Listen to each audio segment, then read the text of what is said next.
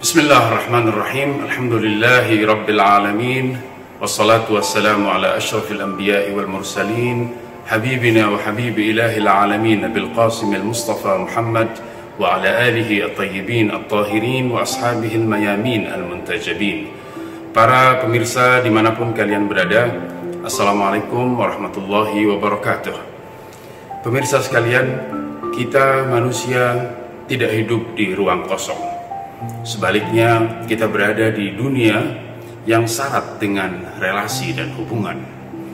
Terdapat sekian banyak variasi hubungan yang ada di sekitar kita, antara kita dengan keluarga, antara kita dengan tetangga, antara kita dengan kolega, antara kita dengan Allah sebagai pencipta, antara kita dengan Nabi, antara kita dengan Ahlul Bait, antara kita dengan Al-Quran.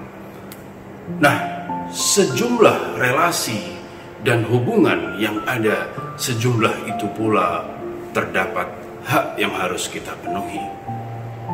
Al-Imam Ali bin Abi Thalib alaihissalam dalam salah sebuah sabda beliau mengatakan, innakum lamas'uluna hatta 'anil biqa'i wal bahaim.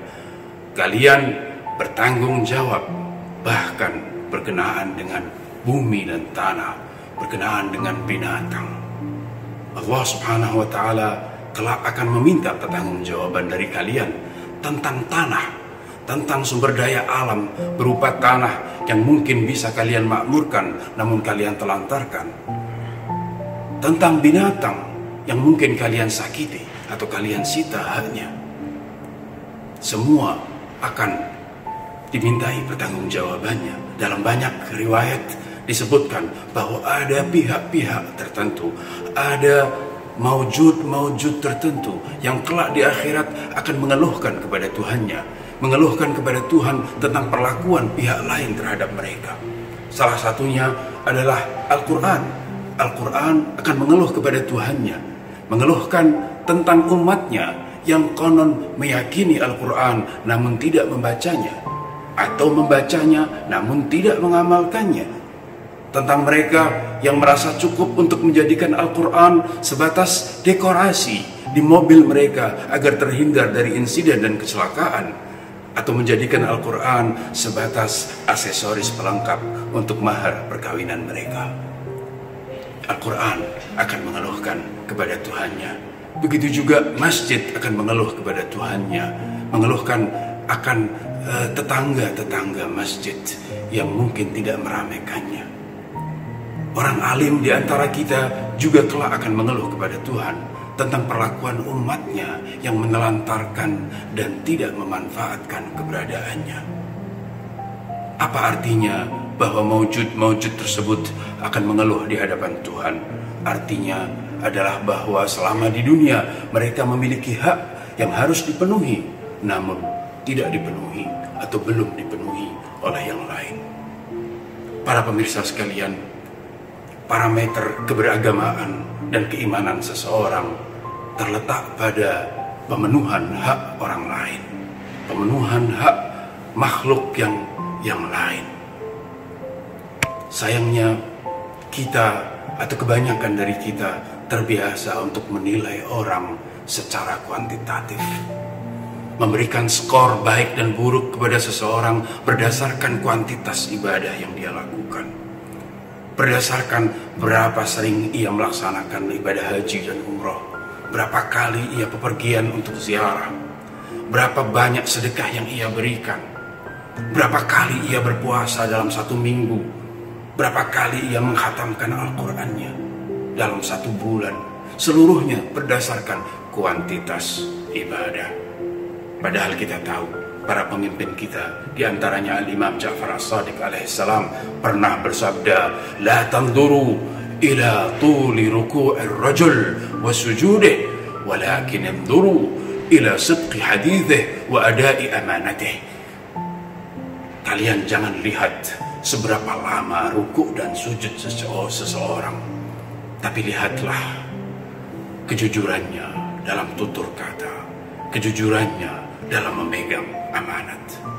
Para pemirsa sekalian, berbuat ibadah, melakukan ibadah yang banyak adalah sesuatu yang baik. bukan hal buruk. Namun demikian, menjadikan kuantitas ibadah seseorang sebagai parameter keberagamaannya dan baik buruknya adalah sesuatu yang tidak tepat dan tidak aman. Kenapa? Dikarenakan perhitungan kita seringkali berbeda dengan perhitungan Tuhan, dengan perhitungan Rasul, dengan perhitungan Ahlul Bait.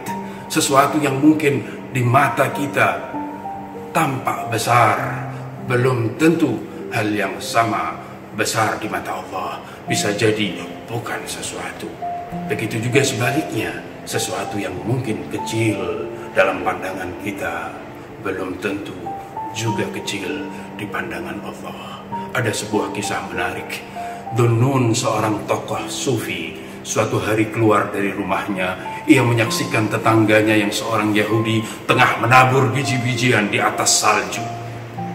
Dhunnun terheran dengan apa yang diperbuat oleh si Yahudi tersebut. Ia bertanya, "Untuk apa engkau melakukan hal ini?" Si Yahudi menjawab, "Di tengah musim dingin dan ketika tanah terselimuti oleh salju, biasanya burung kesulitan mendapatkan makanannya. Aku taburkan biji-bijian agar dimanfaatkan dan dimakan oleh burung." Dhunnun lebih heran lagi dengan jawaban si Yahudi. Kemudian ia bertanya, "Untuk siapa engkau melakukan hal ini?" Orang tersebut menjawab, "Untuk Allah." Mendengar jawaban si Yahudi, Dhunnun mengatakan, "Innama yataqabbalullah minal muttaqin." Allah hanya akan menerima dari orang yang bertakwa, bukan dari engkau yang tidak beragama Islam, bukan dari engkau yang tidak tergolong muttaqin, kira-kira begitu. Allah bahkan tidak akan melihat perbuatanmu. Itu kata Dhunnun kepada tetangganya si Yahudi.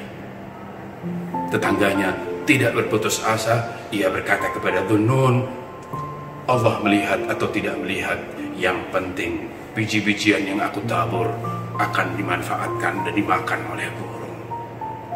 Selang beberapa tahun, Dhunnun berangkat ke kota Mekah, ke tanah suci untuk melaksanakan ibadah haji. Ketika ia tawaf di sekeliling Ka'bah, pandangan matanya tiba-tiba terjatuh dan tertuju kepada si Yahudi tetangganya. Ia heran, percaya tidak percaya. Ia mendekat ke orang tersebut dan bertanya, "Apa yang engkau lakukan di tempat ini?" Si Yahudi juga tengah melakukan ibadah tawaf sama seperti Dhunnun. Apa jawaban orang Yahudi tadi? Dia mengatakan, "Ternyata Tuhan melihat dan dia berkenan menerima dariku, wahai Dhunnun." Di tempat itu pula Dhunnun mengangkat kedua tangannya ke arah langit dan berkata, "Ya Allah, alangkah murahnya engkau membeli dari hamba-Mu.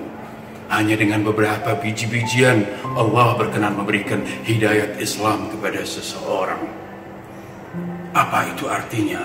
Artinya sesuatu yang mungkin dalam pandangan manusia sangat kecil, ternyata di pandangan Tuhan terlihat besar.